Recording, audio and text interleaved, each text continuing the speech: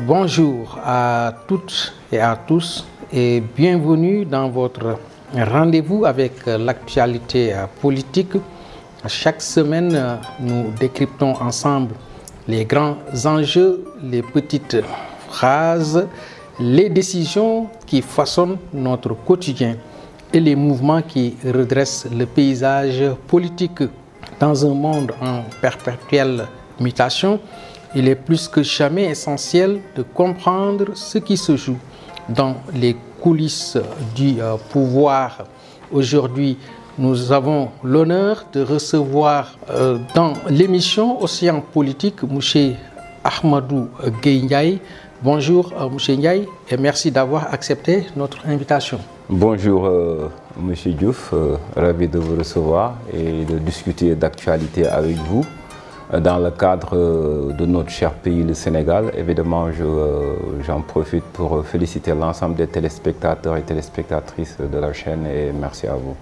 Oui, je rappelle que nous sommes sur la 98.7 Océan FM et éventuellement, nous allons encore diffuser ça sur notre chaîne YouTube. Monsieur Ndiaye, alors, pour débuter cette émission, je vais passer automatiquement à la présentation de l'invité. Alors, qui est Monsieur Ndiaye? Monsieur Ahmadou Gueye Ndiaye est un consultant indépendant, international, acteur au développement. Vous confirmez, Monsieur Ndiaye? Évidemment, oui. Alors, vous pouvez rajouter quelques éléments pour que nos auditeurs puissent mieux vous découvrir? Bon, encore une fois, je reviens pour effectivement en profiter pour remercier également les auditeurs et les auditrices de la chaîne et de la radio, également des autres plateformes que vous avez. Bon, moi, comme vous l'avez dit, je suis M. Ndiaye Ahmadou Gueye, consultant indépendant international, également acteur au développement, expert en business manager development, comment donner de la valeur en quelque sorte, quelques orientations pour le développement, également aussi expert en capacité sciences, technologies, informatique, multimédia, digital, numérique, dont j'avais en quelque sorte une fois même avec vos confrères proposé de mettre la technologie au service du développement. C'est dû à notre expertise qui nous a permis quand même de voir ainsi les choses. Merci. Okay. Merci pour cette belle présentation et ce profil très riche. Alors, M. Ndiaye, ma toute première question, quel est le rôle principal d'un acteur au développement? Évidemment, le rôle d'un acteur au développement, c'est d'abord d'observer son environnement et puis de se sentir acteur, de se sentir parmi ceux qui doivent déjà changer les choses dont l'acteur est en face. Et puis, sachant que par exemple, la forme dont les choses sont en train de se passer, ils peuvent quand même essayer de l'améliorer, peut-être de proposer mieux. C'est dans ce domaine-là que l'acteur au développement est là pour accompagner tous les secteurs de développement, sans discrimination, sans exception. Si on parle de l'éducation, de la santé, de la formation, de l'insertion, de la relance de l'emploi, du travail, de la création de l'emploi, parce que vous savez, les temps changent, les enjeux aussi changent, évidemment. Il y a tellement de choses dont nous pouvons faire, mais pour pouvoir l'identifier et aussi le pratiquer, il faut effectivement être acteur au développement pour faire bénéficier à la population quand même ces possibilités. Okay. Donc c'est une branche très importante. Très riche, très large, très importante, qui ne se focalise pas seulement sur un secteur pour dire que voilà, je vais essayer d'être quelqu'un qui va faire la promotion de tel, ou bien bon, je vais être sponsor du sport, mais bon, quand on parle de la discipline sportive par exemple, si un acteur au développement s'insère dedans pour accompagner en quelque sorte cette discipline, il peut ne pas seulement dire que je vais m'arrêter sur le football. Il y a aussi d'autres disciplines sportives qui englobent en quelque sorte cette discipline quand on parle de l'e-sport. Alors c'est ainsi l'acteur au développement. C'est une discipline dont il y a plusieurs secteurs d'activité dont l'acteur quand même pourrait bien participer et puis apporter quand même des résultats quantifiables. Ok. Voilà, merci M. Ndiaye. Alors c'était pour un peu vous poser quelques questions concernant votre profil. Maintenant, on peut passer directement à l'actualité politique nationale. Alors, débutons d'abord sur les voyages à l'étranger du Premier ministre Ousmane Sonko. Alors, en tant qu'observateur, alors quels sont les principaux objectifs affichés par Ousmane Sonko dans ses récents déplacements à l'étranger? Oui, au fait, d'ailleurs, j'en profite pour passer un salut et mes plus respectueuses salutations au président de la République, son Excellence, M. Bassirou Diomaye Faye, également à son Premier ministre dont il a fait confiance pour le choisir et le nommer à la tête du gouvernement. Et moi, bon, déjà, peut-être à mon opinion, à mon avis perso, je ne peux pas me dire que je connais son agenda, mais il nous a proposé un programme qui est l'agenda de transformation, Sénégal Vision 2050. Tout à fait. Alors, effectivement, c'est son plan d'action. Il est obligé de se déplacer pour pouvoir voir comment le réaliser. Mais quelles sont les propositions et les tenants et les aboutissants vis-à-vis à son déplacement? Moi, je pense qu'un chef de gouvernement, c'est inévitable par rapport à sa diplomatie et aussi ses relations séculaires entre les pays de la sous-région, comme aussi les pays qui sont dans le concert mondial. Il est nécessaire pour qu'il puisse se déplacer. C'est son rôle le plus absolu. Bon, maintenant, peut-être pour voir, est-ce qu'il doit se déplacer, oui ou non? Absolument, ça devient quand même quelque chose dont personne ne devrait bien s'opposer.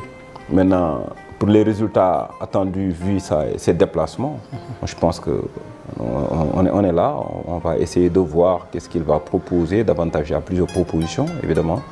Mais moi, je pense qu'actuellement, c'est nécessaire quand même, vu la situation critique du monde, je ne dirais pas du pays, pour qu'il puisse se déplacer et puis se tisser de nouveaux liens pour voir comment il peut mener sa politique de développement qu'il a proposée aux Sénégalais. Ok. Alors, il a choisi des destinations prioritaires choisies par le Premier ministre, la Chine, la Turquie, les Émirats arabes unis et l'Europe, particulièrement en Italie. Alors, selon vous, pourquoi ces pays-là en particulier? Oui, c'est vicieux. Pour moi, c'est vicieux, c'est ambitieux. Pour moi, aujourd'hui, de viser la Chine comme allié, c'est très ambitieux. Vu, par exemple, si on revient dans l'histoire, on revient par exemple sur la politique de l'émergence qui a commencé pour la Chine en 1960 et aussi l'Inde. Et on sait très bien que vers les années 1960, les ressources sénégalaises n'étaient même pas les ressources de la Corée, par exemple, du Nord, ou bien même de l'Inde, ou même de la Chine.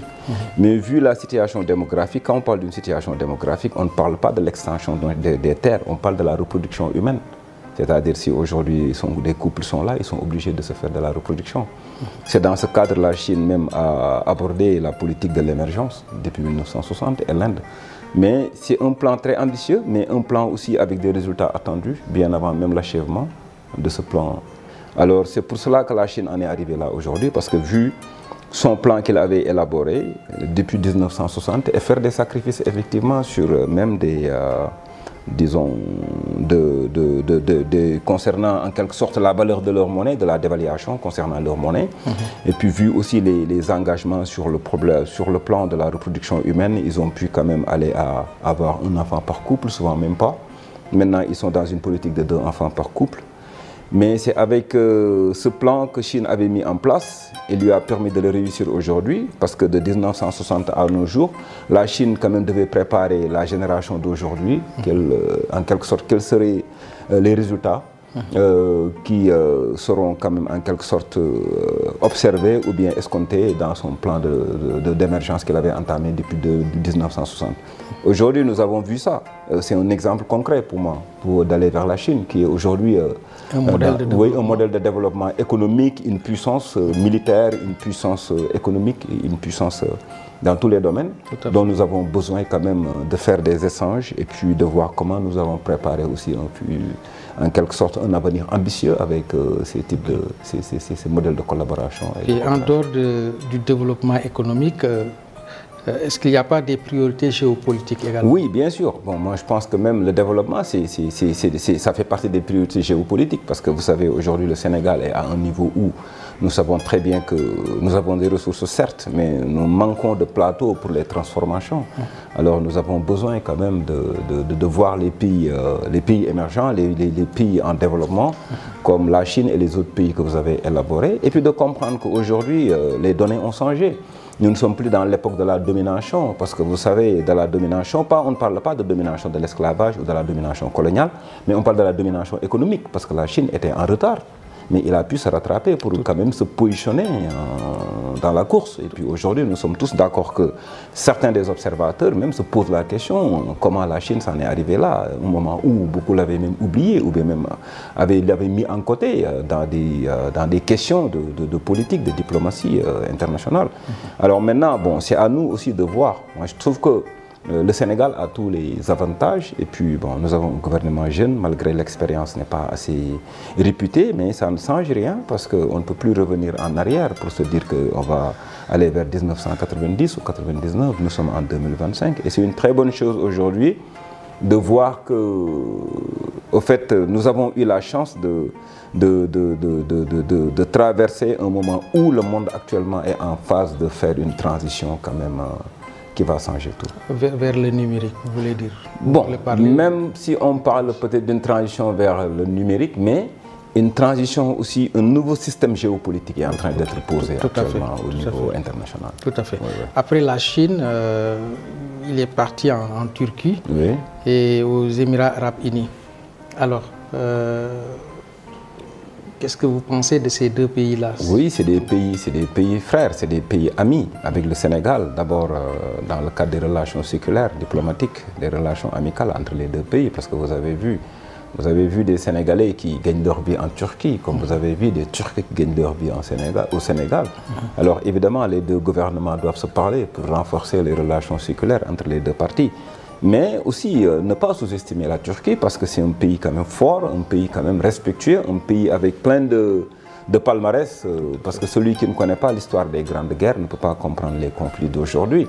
Alors lui dire que voilà, bon, peut-être la Turquie c'est un pays à sous-estimer, ce serait quand même vraiment un jugement à tort. Et moi je pense très bien qu'aujourd'hui nous sommes sur une démarche où tous les partenaires ouverts pour coopérer avec le Sénégal dans un contexte où on aura quand même un résultat comptable et puis l'impact du développement se fera sentir par la population, on est preneur. Alors pour moi, la Turquie et le Sénégal, c'est des pays depuis très longtemps qui entretiennent de très bonnes relations. Nous avons signé même des accords, des protocoles, surtout dans le domaine de l'agriculture et dans le domaine également de l'armement, si on sait que la Turquie est un pays très fort en matière d'armement également. Mais évidemment, la Turquie est dans le concert des nations. Ce n'est pas un pays quand même à sous-estimer parce que vu sa politique internationale, son impact sur le plan international, on peut quand même lui donner une forte considération pour quand même aborder des sujets de coopération et de collaboration avec ces pays quand même. Parce que être avec ces pays forts nous permet en quelque sorte de pouvoir aussi être fort dans tous les domaines qu'il aborde avec le Sénégal. Et il incite également les investisseurs de ces pays-là à venir s'investir au Sénégal. Oui, d'ailleurs. Et ça, c'est important également. Évidemment, parce que pour la relance de l'emploi, la création de l'emploi, on a besoin des bras secondaires. Parce que vous savez, aujourd'hui, dans ce pays, on connaît la situation économique du pays, mais on ne peut pas se dire qu'on va être là à critiquer cette situation. On est obligé de trouver des solutions. On est obligé de faire une collaboration avec des investisseurs étrangers. Et ces investisseurs étrangers vont nous permettre en quelque sorte de pouvoir occuper les espaces dont on voudrait en quelque sorte intégrer certains jeunes, créer de l'emploi. Dans le domaine de la construction, les Turcs sont bien présents au Sénégal. Dans le domaine également, comme vous l'avez bien cité, dans d'autres types de coopération avec le Sénégal, les Turcs sont bien présents. En matière d'infrastructure. Voilà, entre autres, ils sont déjà là. Mais le plus important, c'est de renforcer cette collaboration, mais aussi de les structurer pour que quand même tous les Sénégalais et les bénéficiaires puissent se sentir quand même chez eux. Et je pense qu'ils sont en train de mener un travail excellent dans ce domaine parce que ça ne date pas d'aujourd'hui, c'est juste une continuité que je pense que le gouvernement actuel est en train de faire. Ok, donc vous voulez dire à travers ces voyages, alors vous voyez une stratégie de repositionnement du Sénégal sur la scène africaine et même internationale. Mais le Sénégal n'est pas un pays à sous-estimer dans la scène africaine ou même à l'échelle mondiale parce que dans tous les domaines quand même le Sénégal est en train de se hisser, de sortir la tête de l'eau parce qu'il fut 20, 30, 50 ans le Sénégal n'était pas assez connu dans le monde. Et maintenant, bon, vu la démarche de nos leaders et le leadership également de certains de nos dirigeants nous a permis en quelque sorte d'en arriver à ce stade. Mais le Sénégal peut effectivement coopérer et collaborer parce que ça rentre dans le domaine de la souveraineté avec n'importe quel pays, avec n'importe quel investisseur. L'importance est que ça soit quand même l'intérêt général des Sénégalais et ça nous permet quand même de pouvoir voir le Sénégal toujours en avant. Mais pour dire que c'est comme le mot, peut-être, je ne sais pas, un mot m'a échappé, le mot de peut-être relance ou je ne sais pas quel mot vous avez utilisé. Mais moi, je pense qu'actuellement, il est en train de faire son rôle, de suivre son plan. Stratégie de repositionnement. Voilà, la stratégie de repositionnement, c'est inévitable, c'est qu'il n'y a pas même un repositionnement, c'est une stratégie pour peut-être trouver des solutions aux problèmes actuels, pour passer à la vitesse supérieure et puis avancer. Mais pour repositionner le Sénégal est déjà en position. Bon, il y a des contraintes, certes, mais ça ne veut pas dire que ça n'explique pas que le Sénégal doit quand même sombrer ou quand même passer à côté. Et ça, c'est normal dans toutes les sociétés et dans tous les contextes de développement. C'est inévitable que souvent, il y a des hauts et des bas, mais quand il y a toujours une possibilité de trouver des solutions dans des climats pareils, moi je pense qu'on ne parle pas de repositionnement, mais on parle quand même de contrôler la situation. Ok. Alors, comment ces voyages ont-ils été perçus sur le plan national, notamment par l'opposition et la société civile? Ok, bon, disons, vous savez, aujourd'hui, il y a deux choses qui sont entre nous, qui est d'abord le Sénégal, représenté par le gouvernement et son président de la République, et aussi la politique qui est représentée par certaines personnes, certains leaders, qui mettent le Sénégal au milieu. Et chacun quand même veut défendre ses idées. Mais pour moi, en tant que Sénégalais, ça ne me dérange pas personnellement que le Premier ministre, M. Ousmane Sonko, puisse se déplacer dans le cadre de sa mission en tant que Premier ministre du Sénégal pour renforcer la politique dont il nous a proposé de trouver des solutions à nos problèmes. On est d'accord. Autre chose en est que, bon, par rapport à la perception de la société civile, c'est à eux de juger est-ce qu'ils le voient négatif ou ils le voient positif, selon aussi l'agenda du président, mais par contre, du Premier ministre. Mais par contre, moi, en tant qu'expert en matière de certains secteurs de développement, en tant que consultant, je suis vraiment favorable à ce qu'ils puissent quand même renforcer les relations séculaires entre le Sénégal et les autres pays. Oui, ça c'est inévitable parce que nous avons beaucoup de Sénégalais qui sont dans les autres pays. On ne peut pas alors les ignorer ou bien les sous-estimer. Tout à fait. Et nous pouvons en prendre certains cas, certaines hypothèses qui fassent que renforcer quand même et ce déplacement quand même donne confiance aux Sénégalais qui vivent dans ces pays quand même. C'est important. Tout à fait. Alors, quelles devraient être, selon vous, les prochaines étapes ou destinations prioritaires dans cette dynamique de diplomatie offensive? Oui, en fait, disons, pour moi, les étapes suivantes, c'est que aussi, c'est un peu difficile de le dire du fait que la France a été laissée en rade, n'est-ce pas? Oui, beaucoup de gens, c'est ce qu'ils pensent. Vous savez, la France ne peut pas être laissée en rade, mais ce sont les politiques maintenant qui changent. Comme je dis, nous avons eu la chance d'avoir un gouvernement jeune, mais qui n'est pas très expérimenté. Et nous l'avons choisi, c'est les Sénégalais qui l'avons choisi à 54% de chiffrage. Alors l'autre chose en est que la France n'y est pour absolument pas cause de pouvoir freiner notre développement, mais nous pouvons revoir toutes les possibilités de coopération et de collaboration avec n'importe quel pays dans le monde, que ce soit la Chine, que ce soit la France, que ce soit l'Italie, que ce soit les États-Unis, que ce soit les Russes. On est ouvert à, je pense que le Sénégal est ouvert à toute coopération et collaboration.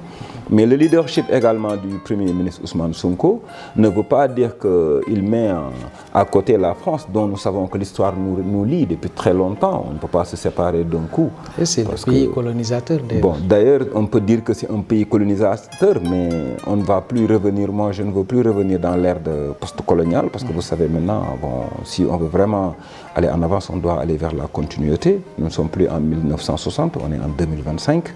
Les données ont changé, les générations ont changé, les perceptions ont changé, le plan de développement, les modules ont changé. Alors il est nécessaire pour le Premier ministre, ce n'est pas d'esquiver la France, mais aussi d'apaiser sa politique générale, de voir quels sont les déplacements prioritaires dont il faudrait bien aller discuter avec ces gens. Mais En ce qui concerne la France et le Sénégal, nous savons très bien que c'est une relation indéfectible, hein, qui n'est pas en souffrance actuellement. Même si les gens peuvent créer des hypothèses, mais le Sénégal et la France, c'est des pays qui ont une longue histoire ensemble et je pense que ça ne peut pas s'arrêter sur des questions de position ou bien des questions de... Mais voilà. C'est ce qu'on voyait à chaque fois un président nouvellement élu, souvent son premier voyage était réservé pour la France. Alors, et voilà, le chef du gouvernement, en tant que chef du gouvernement, qui déroule la politique du gouvernement, alors fait des voyages au niveau international et voilà, la France est complètement ignorée. Peut-on parler là-bas de rupture surtout? Oui, vous savez, on ne peut pas parler de rupture avec la France. On peut parler de changement de rythme, changement de stratégie, de paradigme entre autres, mais pas de rupture parce que bon, déjà, on fait partie de la francophonie. On parle le français comme langue déjà officielle, même si on a notre langue nationale que nous aimons beaucoup, que nous apprécions, le Wolof. Mais vous savez, aujourd'hui, moi, je ne trouve pas que la vision de l'État du Sénégal, c'est de mettre la France à côté. Parce que vous savez, comme je dis, nous avons une histoire, nous avons des relations bien avant même nous, qu'on soit là. Mais il est important de la souveraineté du Sénégal, de la liberté du Premier ministre et de son gouvernement, également du président de la République, d'entamer des rencontres où il veut sans que personne ne lui impose. Au fait, d'ailleurs, même c'est ce type de démarche qui devrait quand même s'arrêter, de dire que toujours on doit aller vers la France. Donc nous avons le droit de choisir. Il y a un début de rupture parce que ça ne se passait pas comme ça. Bon, on peut appeler ça une rupture, mais pour moi c'était un choix des chefs d'État précédents. Parce que ce n'est pas dans un protocole pour dire qu'à chaque président élu du Sénégal, nouvellement élu, tu dois te rendre en France. C'est là où il y aura rupture. Mais c'est un choix. Le président, le gouvernement a le droit de choisir sa destination, premièrement élu, que ce soit en Afrique, que ce soit en Europe, que ce soit avec les Chinois et les Américains, comme on l'a soulagé tout à l'heure. Il y a des négociations très avancées avec peut-être certains États, comme vous l'avez dit tout à l'heure, les Émirats arabes unis, qui sont venus aussi de nulle part, très loin, qui ont été sous-estimés, qui aujourd'hui transfèrent le désert en paradis, etc. Alors, vous voyez, nous avons besoin de connaître ces gens-là, de découvrir leurs secrets, comment ils en ont arrivé là. Et puis, parce qu'effectivement, également, à l'époque, vers les années post-coloniale, la domination de l'Afrique était assurée par les Européens. Alors c'est pour cela les relations entre l'Afrique et l'Europe étaient tellement, en quelque sorte, proches parce que c'est dans cette carte, sur cette table, que tout s'est négocié, tout s'est discuté. Maintenant, ce n'est plus le cas, comme je dis, on n'est plus en 1960, on est en 2025, les données ont changé. Alors comme les données ont changé et que les gouvernements également ont changé, et moi je trouve que chaque chef de gouvernement, chaque président a le droit de choisir ses premières destinations, vu son plan de développement pour le pays. Okay. Voilà, merci. Je rappelle à nos chers auditeurs que nous recevons M. Ahmadou Gueye Ndiaye, qui est un consultant indépendant, et international et acteur en développement, n'est-ce pas? Alors, changeons un peu de sujet. Plusieurs nouveaux dossiers ont été ouverts dans le cadre de la reddition des comptes. Pensez-vous que la justice agit de manière indépendante ou selon une logique politique? Bon, vous savez, c'est normal qu'après chaque changement de gouvernement, il faudra quand même aller en profondeur pour voir la reddition des comptes, si on peut l'appeler comme ça. Mais si tout se passe dans une politique de transparence et de bonne gouvernance, moi je pense que la justice ne peut pas être effrénée ou quand même manipulée. Mais le plus important est que dans un pays comme ça, là où nous savons très bien qu'on ne va pas se rappeler de ce qui s'est passé, parce que moi je pense que pour le moment, beaucoup de gens qui l'ont assisté ne l'ont pas encore oublié, mais il est nécessaire quand même pour moi que l'État puisse prendre ses responsabilités vu tout ce qui s'est passé autour de nous, l'histoire de la Covid, l'histoire des restrictions, l'histoire de pas mal de déclarations sur les deniers publics. Et il est important quand même que je pense que la justice puisse faire un travail excellent, mais dans la transparence, pas dans la chasse aux sorcières, ni également dans la pression politique ou dans des arguments politiques. Mais s'il s'agit de pouvoir demander à une personne qui que cela puisse être, parce que le Sénégal d'abord avant quiconque que cela puisse être, le Sénégal d'abord, il est nécessaire que la justice joue son rôle, parce qu'un pays sans justice quand même, je pense que nous serons tous dans une situation à ne pas pouvoir revendiquer nos droits. Mais aussi également que le gouvernement et la justice comprennent que les citoyens sénégalais aussi ont le droit de pouvoir réclamer leur innocence, de pouvoir se défendre et de pouvoir également manifester leur droit à vraiment pouvoir être libre. Alors il est nécessaire que la justice puisse être très indépendante pour permettre quand même l'équilibre de cette nation. Okay. Comment le gouvernement justifie-t-il l'ouverture sélective de certains dossiers tandis que d'autres figures connues semblent encore intouchables? Bon, vous savez, moi je ne suis pas devant ces dossiers, je ne suis pas à la table ni de ceux qui doivent cautionner, ni de ceux qui doivent donner des avis, mais vu mon statut de Sénégalais, je ne pense pas, vu ce qu'il réclame, ce qu'il demande, ce qu'il propose d'ailleurs même le gouvernement Jubal Jubanti, qu'il puisse quand même mettre en place des dossiers sélectifs permettant à d'autres de subir, mais d'autres quand même d'être à l'aise. Peut-être ce n'est pas des questions de tour à tour, mais c'est vu les champs d'action, et moi je pense bien que c'est ça. On ne peut pas se dire qu'on va viser X et laisser Y, parce que Y n'est pas encore touchable. Moi je pense qu'avec la justice, personne n'est intouchable au Sénégal. La justice prend son temps. Oui, mais c'est normal, parce que vous savez, il y a des questions... La justice n'est pas le temps... Voilà, de la politique ou pas? Non, la justice ne peut pas prendre le temps de la politique, parce que vous savez, des politiques, il y a tellement de promesses de rupture. La justice, c'est factuel. Il faut des preuves à l'appui avant d'inculper une personne. Il faudra respecter les codes et les articles. C'est différent quand les politiciens font des tournées et puis faire des propositions dont ils ne maîtrisent même pas les réalités actuelles, ou bien même ils peuvent dire qu'ils maîtrisent les réalités actuelles, mais seul Dieu sait ce que demain sera fait.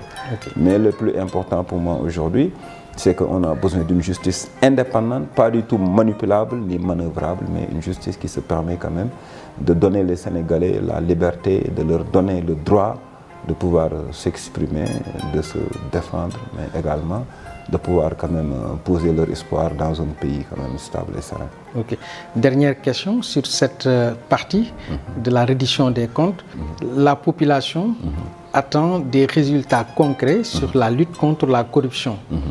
Selon vous, alors ces nouvelles enquêtes renforceront-elles la confiance des citoyens ou risquent-elles de diviser davantage l'opinion publique? Bon, disons, pour éviter la division de l'opinion publique, il faudra nécessaire quand même se référer sur les cas antérieurs. Comme par exemple, bien avant ce gouvernement, on en a eu ici.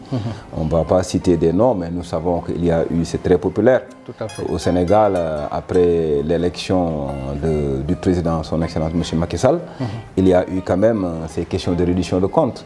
Mais au finish, qu'est-ce que nous avons eu comme résultat? On ne nous a pas prononcé combien qui a été prélevé, combien qui a été récupéré, ou ça a été inséré, etc. Tout ça. Mais bon, moi je pense que nous avons la chance, comme je disais tout à l'heure, d'avoir un gouvernement très jeune, un gouvernement qui n'a pas beaucoup d'expérience, mais qui a besoin de tous les Sénégalais. Toutes les couches confondues. Parce que si nous n'appuyons pas ce pays et que le pays bascule vers d'autres sens, nous serons les seuls à payer les pots cassés. Parce que nous sommes les Sénégalais. Nous ne devons pas régler les choses par des rapports de force, mais sur la reddition des comptes, sur également la corruption, l'attente de la population est énorme. Mais ça ne veut pas dire de sacrifier aussi certaines personnes dans un cadre de vouloir satisfaire le besoin des gens qui demandent mais qui ne connaissent pas encore où se situent les torts. Il faudra juste donner le temps au Sénégal et à chaque Sénégalais concerné dans cette affaire de pouvoir prouver que ça soit son innocence, mais également de satisfaire la demande des Sénégalais dans ce domaine. Mais la corruption, pour le Sénégal, disons, ils sont en train de quand même de faire des efforts parce que, bon, vu les contraventions, vu ce qui est en train de se passer sur la route avec la gendarmerie, avec la police, sur les contraventions qui étaient tellement citées dans la corruption, moi je pense que et les paiements par des applications sont en train d'être redirectionnés directement vers la caisse de la trésorerie publique. Je pense que c'est déjà un élan, c'est un bon pas pour que le Sénégal puisse un jour se séparer de cette crise de corruption. Mais s'il s'agit dans un système informatisé, ça peut passer. Mais s'il y a des individus mal intentionnés à détourner les deniers publics, et c'est ça le problème d'ailleurs. Alors c'est dans ce cadre que les Sénégalais attendent à ce que l'État puisse freiner ce fléau et puis permettre à chaque responsable qui sera élu par le Sénégal quand même de comprendre que la richesse appartient aux Sénégalais, mais aussi de faire son travail, mais aussi de le remettre aux Sénégalais de la plus belle manière qu'il l'avait confié à cette personne. Okay. En tout cas, c'était une promesse électorale et que les Sénégalais attendent beaucoup pour que justice soit rendue sur tous les détournements des deniers publics. Alors, M. Ndiaye, touchons un autre sujet qui défraie la chronique ces temps-ci, depuis hier, surtout l'affaire Barthélémy Diaz. Alors, la Cour suprême a rejeté le pouvoir en cassation introduit par la défense. Alors, quels sont, selon vous, les motifs du rejet du recours par la Cour suprême? Oui, vous savez, dans le domaine de la justice, c'est pas assez compliqué, mais c'est très compliqué. Parce que, pas assez compliqué, mais c'est très compliqué, ça veut dire qu'il y a... C'est pas des questions de sentiments, ni de X c'est mon ami, X c'est mon... Voilà, je suis de son côté, ou je le connais. Parce que vous savez... J'ai une base politique. Voilà, vous savez, dans l'instance judiciaire, il y a première instance, deuxième instance, après cassation. Cassation veut dire c'est de casser le jugement. Ok. C'est le Cour suprême. C'est-à-dire c'est de demander à casser le jugement qui a été, les décisions, les sentences qui ont été prononcées au niveau de la première instance et à la deuxième instance. Alors, à la troisième instance qui est le Cour suprême, la cassation, c'est que là-bas, il n'y a plus de jugement, mais il y a à regarder. Est-ce que les jugements précédents ont respecté les normes juridiques élaborées par le Sénégal? Pour pouvoir valider cette demande de casser les jugements antérieurs ou de cautionner les jugements qui ont été, les sentences qui ont été effectuées. Malheureusement, pour notre confrère M. Barthélémy Diaz, un frère sénégalais que nous apprécions beaucoup, que disons, le Cour suprême a décidé de maintenir les jugements qui ont été effectués dans son domaine. Bon, il faudra qu'il fasse confiance aussi également à la justice sénégalaise, parce qu'on ne peut pas se dire qu'on veut quand même que ce pays soit un pays de justice, mais à dire que tout a été faux. Alors moi je pense que la cassation a pris la décision qu'il fallait prendre dans ce domaine, mais que M. Diaz ne se décourage pas parce que lui, il a eu quand même à avoir des lendemains meilleurs. Parce que vu son histoire... Comment voyez-vous son avenir politique? Non, pour moi, il est nécessaire que l'avenir politique n'appartient à personne. On ne peut pas se dire que c'est seulement un seul visage qui doit apparaître pour quand même nous proposer à changer ce pays. Il y a des gens qui ne sont pas encore connus et qui sont prêts à quand même proposer des changements pour ce pays. Et qui sont des acteurs éminents, plus pertinents et plus performants. Mais l'avenir politique d'un acteur politique dépend, je pense bien aujourd'hui on peut dire des promesses qu'il doit tenir quand même vis-à-vis la population. Parce que les Sénégalais de 2025, je pense bien, ne sont pas les Sénégalais de 2024 ni de 2012. Parce qu'ils sont en face à des réalités qui ont changé leur quotidien, qui ont changé leur espoir, qui même d'ailleurs peuvent changer leur destinée. Okay. Mais, oui, allez-y. Si vous devez conseiller à Barthélémy Diaz, est-ce qu'il ne doit pas changer sa manière de faire ou bien son discours? C'est-à-dire que les Sénégalais maintenant veulent voir des discours exigeant sur le développement des projets. Alors maintenant, lui, ce qu'on constate, alors souvent il est en posture d'attaque. Est-ce qu'il ne doit pas changer cette posture-là pour pouvoir gagner la confiance des Sénégalais? Oui, vous savez, Barthélemy est un ancien de la politique. Parce que vous savez, Barthélemy a commencé la politique très jeune. Mais les réalités politiques ont changé. Oui, c'est ça, c'est de là où je veux même attirer ton attention. C'est-à-dire que nous ne sommes, comme je disais, nous ne sommes plus en 1960, nous sommes en 2025. Tout à fait. Nous avons, comme je disais, eu la chance d'avoir un gouvernement jeune, mais qui n'a pas assez d'expérience. C'est à nous de, quand même, je peux dire, en quelque sorte, d'unir nos forces pour aider ce Sénégal.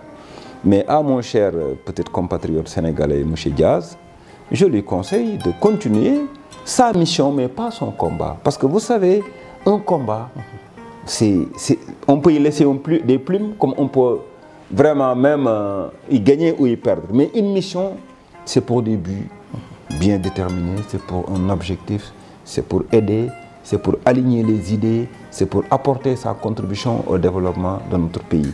Mais dans le contexte d'aujourd'hui, la politique a beaucoup changé parce que vu aujourd'hui, si c'est la première fois dans l'sphère de la politique sénégalaise que je vois un président de la République assez à l'aise comme ça, comme montre chère Excellence M. Bassirou Diomaye Faye, qui ne reçoit presque pas d'attaques et de pression. Et d'ailleurs, c'est la première fois dans l'histoire du Sénégal que je vois un Premier ministre autant décrié, autant attaqué. C'est comme si, même d'ailleurs, c'est lui le président de la République.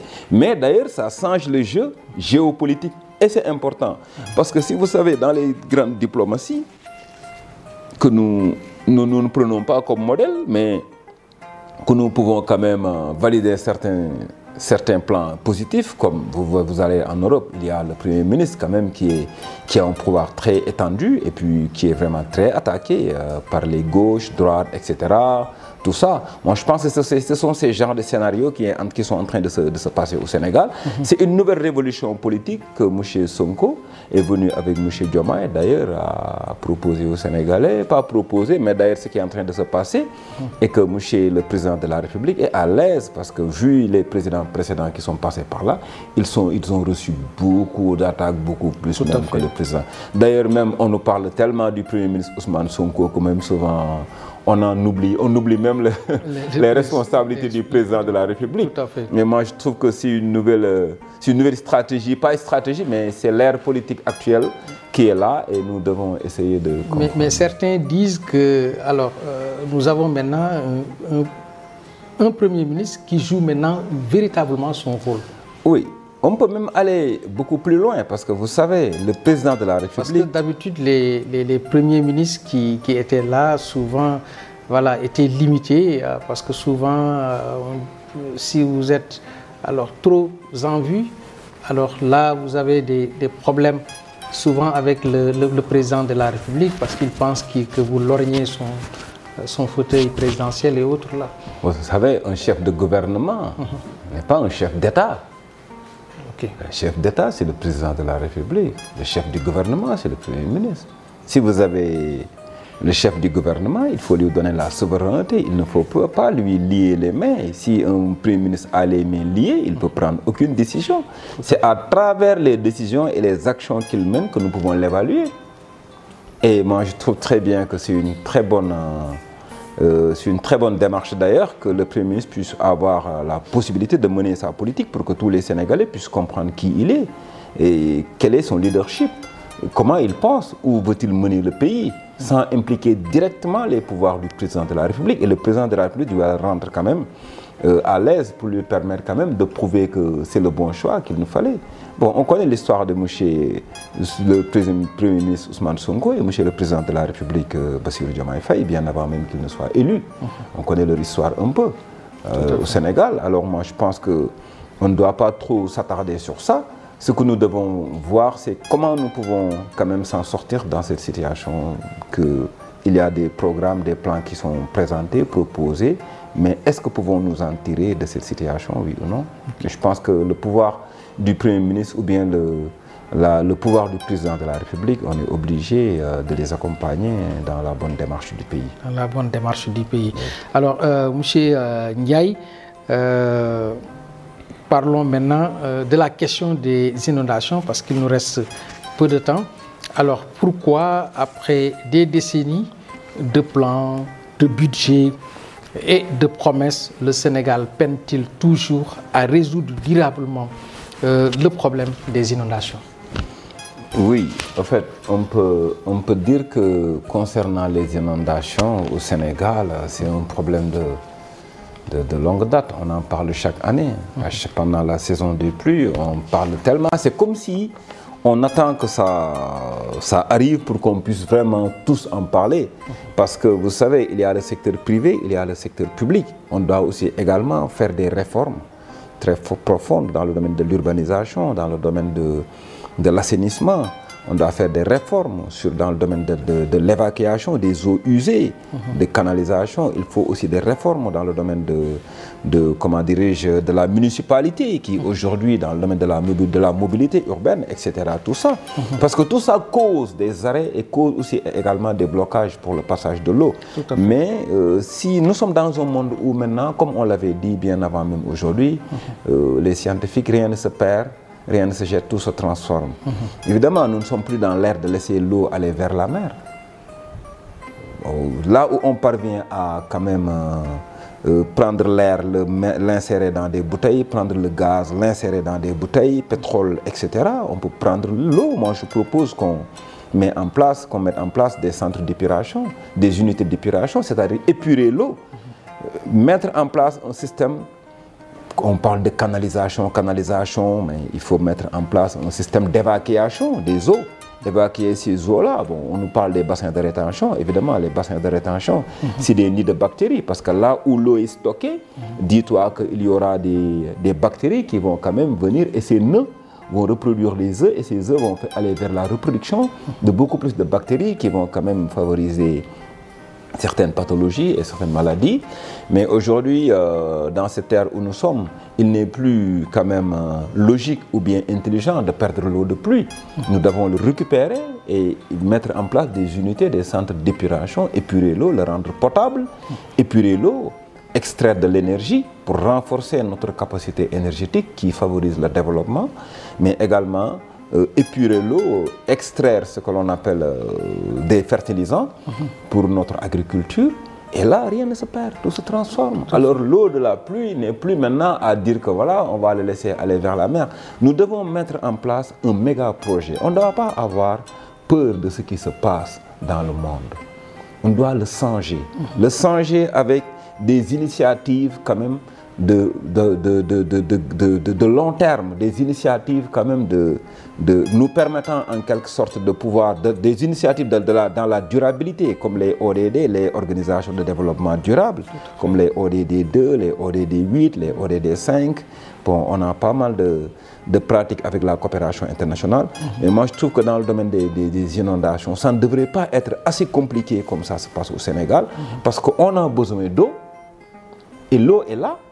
Par la pluie, nous devons juste installer des centres d'épuration et en quelque sorte transformer cette eau à notre profit, à notre bénéfice. Mais il faudra quand même que ça soit le secteur privé ou le secteur public, ou bien les hommes d'affaires ou les investisseurs, de s'impliquer comme ils se sont impliqués dans la mobilité avec les autoroutes à péage et tout ça. Et même pour après épurer et puis peut-être revendre. Tout à fait.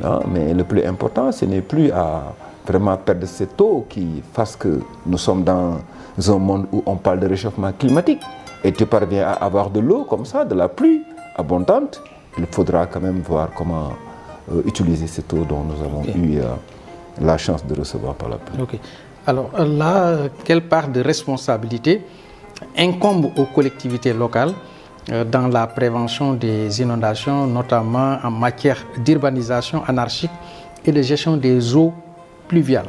Oui, vous savez, leur pouvoir est limité quand même, parce que si vous allez sur l'acte 3 de la décentralisation, ils ont eu la possibilité de faire du public-privé, de travailler avec des acteurs privés. Bon, ces acteurs privés, effectivement, pour proposer certaines solutions, Mais il y a quand même une limite à leur pouvoir, parce que vous savez, ils ne peuvent pas prendre à se dire qu'ils vont gérer les questions d'urbanisation, même s'ils peuvent autoriser certains permis d'occuper ou bien permis etc., etc., tout ça, mais il y a quand même, comme disons, des limites par rapport à leur responsabilité.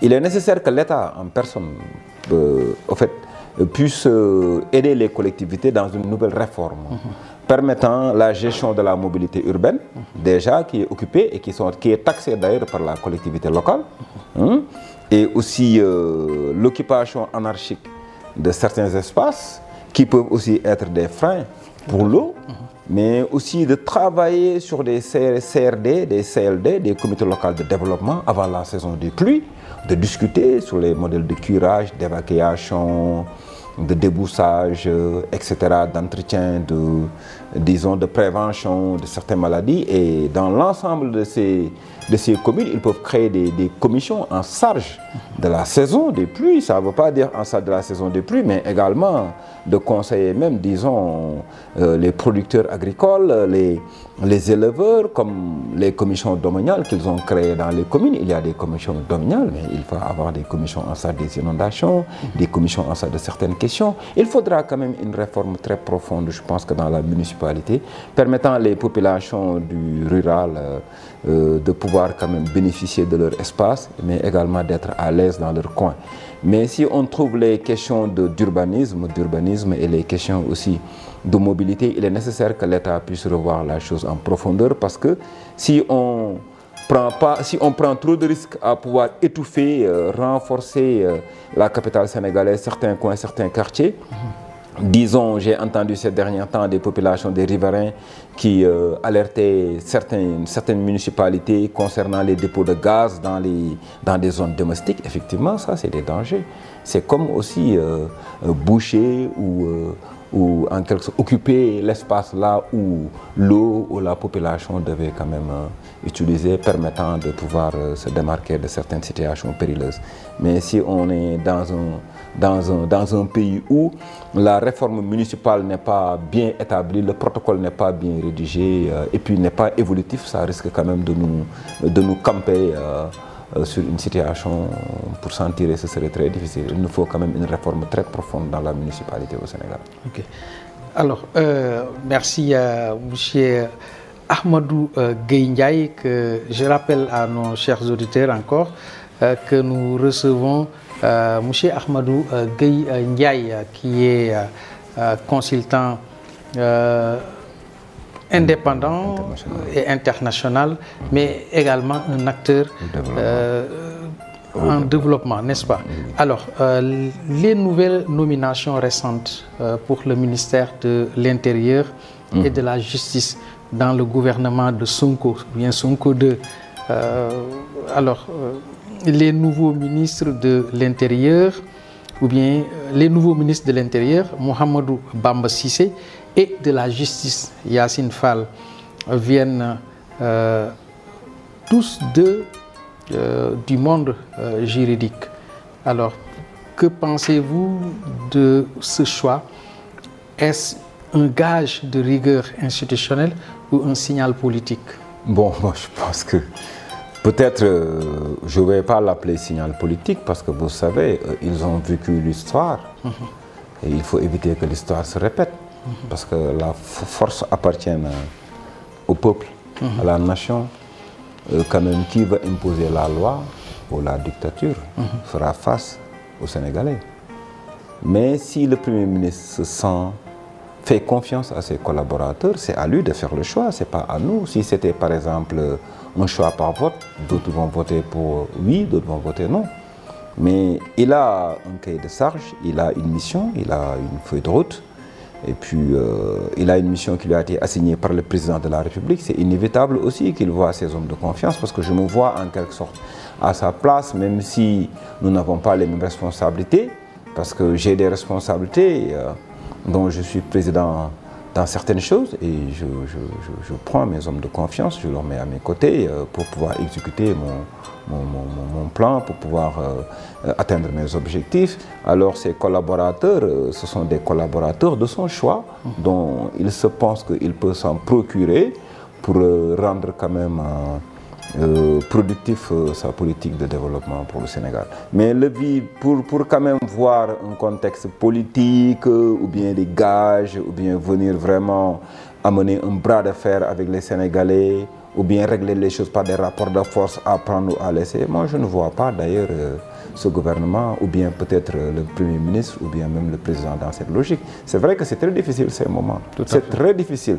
Bon, c'est clair qu'ils sont les responsables du pays. Quand c'est difficile, on ne peut que les interpeller, mais je pense que la nomination ou bien les nominations qu'il a effectuées, c'est de son choix, c'est de voir que ça peut lui permettre de pouvoir atteindre ses objectifs. Et tout ce que nous attendons de lui, ce sont des résultats quantifiables pour tous qui auront. Ces résultats auront un impact pour la population, mais également un résultat comptable pour le pays. Surtout, quels sont, selon vous, les principaux défis que devront relever ces deux ministres dans un contexte où les questions de sécurité intérieure, de liberté publique et de réforme judiciaire sont au cœur des préoccupations des citoyens?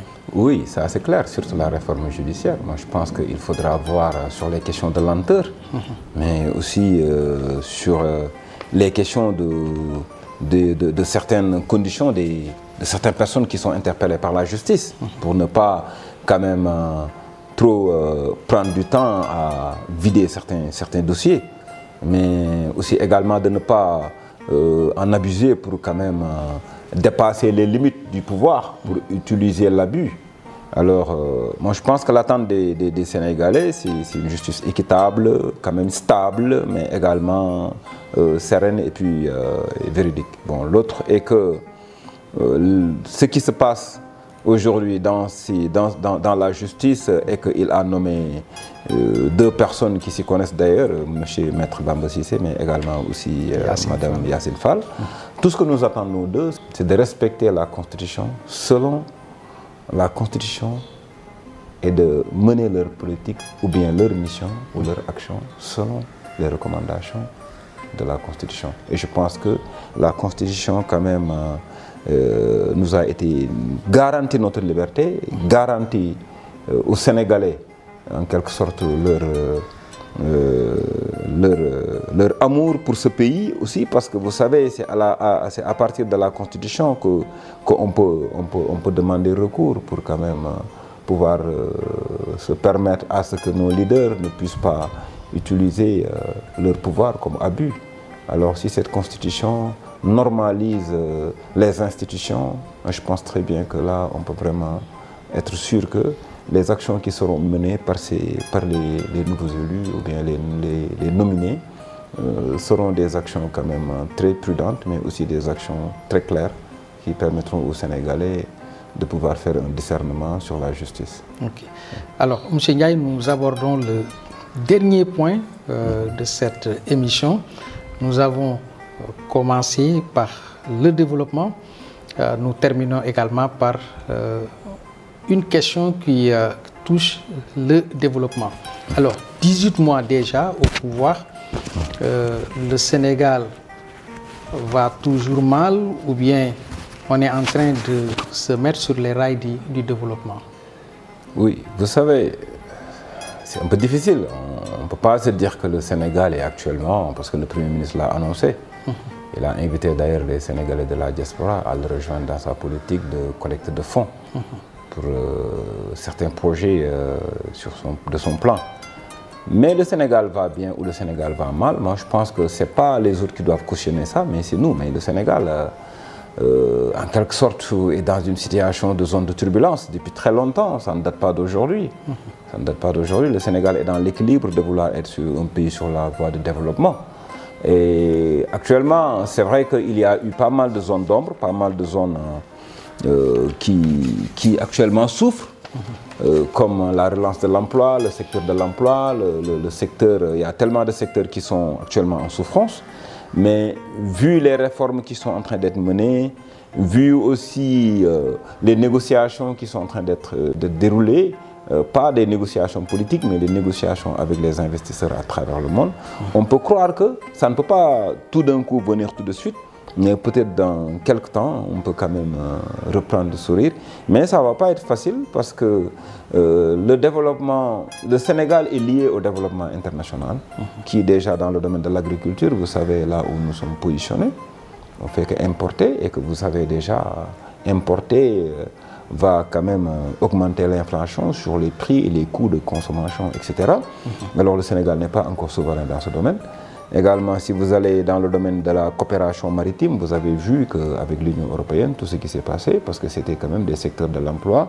Si vous allez dans le domaine quand même de la construction, du BTP, génie civil, avec tout ce qui se passe, mais c'est normal que quand un État est là, en train de revoir les choses pour quand même permettre à sa population de bien bénéficier des opportunités qui sont devant eux.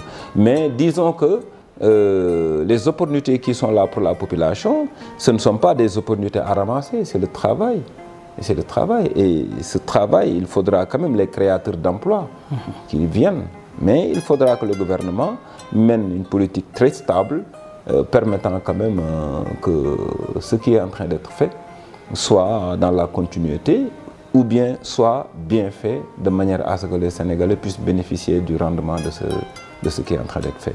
C'est un peu difficile de dire que le Sénégal va bien, mais aussi c'est un peu difficile de dire que le Sénégal va mal, parce que dans le domaine du sport, le Sénégal va bien. Dans le domaine du travail, le Sénégal va mal, parce que bon, évidemment, ce ne sont pas tous les Sénégalais quand même. Hein. Bon, je disais, j'en profite pour saluer les Lions. Comme disait, le Sénégal sur le plan du sport, ça va parce qu'ils font vraiment, ils font la fierté de tout le Sénégal. Mais sur le plan économique, sur certains domaines, c'est clair que, alors on ne peut pas dire que le Sénégal va mal. Évidemment, il y a des côtés où ça va mal parce que il y a des jeunes qui sont toujours en quête de travail. Et aussi, effectivement, il y a eu pas mal d'arrêts de chantier et d'arrêts de travaux. Mais on est obligé de passer par là parce que nous l'avons choisi. Bon, c'est les Sénégalais qui l'ont voulu, qui ont demandé la reddition de comptes, qui ont demandé l'audit, le contrôle de tous les secteurs qui les paraissaient quand même un peu louches et susceptibles. Et maintenant, quand ce nouveau gouvernement est venu, a voulu quand même satisfaire ce désir des Sénégalais, mais quand même qui peut quand même poser des dégâts. Et moi, je pense qu'ils sont conscients de ça et qu'ils sont en train de rectifier le tir. C'est pourquoi j'entends des plans de redressement et des plans de redressement ou des plans de relance, je ne sais pas. Mais pour moi, aujourd'hui, ils savent très bien ce qui les attend et l'attente des Sénégalais vis-à-vis à ce gouvernement. Merci. Alors, M. Ndiaye, votre dernier mot? Mon dernier mot, c'est d'abord de féliciter d'abord le gouvernement de leur constance de vouloir toujours trouver des solutions aux problèmes des Sénégalais, parce que c'est ça, dans tous les domaines, que ce soit le domaine de la justice, du sport, voilà, des inondations, déjà des denrées de première nécessité, de la vie chère, tout ça. Mais il faut quand même qu'ils puissent communiquer beaucoup plus. Et puis en plus de mettre la technologie, comme je dis, au service du développement, permettant à certains Sénégalais qui ont des difficultés de déplacement ou bien qui ont des problèmes de vie chère, de pouvoir avoir des coûts beaucoup plus minimes à pouvoir en quelque sorte faire certaines formalités en ligne et puis gagner du temps sur ça. Mais aussi de faciliter l'accès à la santé, l'accès au logement, c'est très important. Mais aussi d'aider les Sénégalais dans le domaine aussi de l'immigration clandestine, d'en parler, de discuter, de voir les solutions nettes à proposer aux jeunes. Également de voir comment ils peuvent maintenir dans la constance l'énergie, parce que vous savez, hein, dans les pays les plus développés, ce n'est pas la télécommunication, ce n'est pas l'agriculture, mais c'est l'énergie. Parce que l'énergie est la base d'alimentation de toutes les machines qui peuvent nous permettre de passer à la vitesse supérieure. Même pour rendre notre agricole moderne, notre agriculture, on a besoin de l'énergie. Pour rendre notre espace de santé meilleur, avec un plateau médical qui respecte les normes internationales, on a besoin d'énergie. Pour avoir une éducation avec des laboratoires fonctionnels, avec des mécanismes de learning by doing, on a besoin d'énergie. Alors l'énergie est quand même fait partie des nerfs de la guerre pour le développement des pays. Alors je pense qu'à la base de ça, l'État pourra lancer tous les projets agro-industriels ou bien tous les projets de manufacturing dont l'État a besoin pour relancer l'emploi. Parce que même si, par exemple, on engage certains jeunes ou bien on veut créer de l'emploi, s'il n'y a pas d'énergie, moi je pense que les gens vont retourner chez eux et on aura des problèmes toujours pour quand même avancer. Ben, je félicite également le Premier ministre, M. Ousmane Sonko, de son leadership. Malgré que c'est très difficile, ils sont jeunes, c'est vrai. C'est pas du tout l'expert en politique ou bien en gestion d'État qui est devant nous, M. Sonko. Mais quand même, c'est quelqu'un dont je vois il a des ambitions pour ce pays. Et il est nécessaire que tous les Sénégalais ne regardent pas les conflits politiques, mais de regarder l'intérêt du Sénégal parce qu'ils sont élus par une durée de mandat bien précise. Et je pense très bien qu'ils comprennent comment fonctionne notre Constitution. Alors leur temps d'action a prouvé aux Sénégalais qu'ils ont les capacités de pouvoir nous tirer du bas et nous ici en haut. Je pense qu'ils n'ont pas assez de temps et de champ de manœuvre parce que 2029 c'est bientôt. Même si c'est 2 mandats après vote, on va changer de président. Même si chacun se le permet, chaque parti se le permet à le répéter, mais pas chaque personne. L'appel est entendu. Je rappelle à nos chers auditeurs que nous recevions Ahmadou Gueye Ndiaye, consultant indépendant international, acteur en développement. Nous remercions également le directeur de la radio, M. Abdoulaye Diop, le technicien Souleymane Ly Ibrahima Faye qui nous a accompagnés pour l'enregistrement de cette émission. À la présentation, Abdou Diouf. À dimanche prochain pour un autre invité.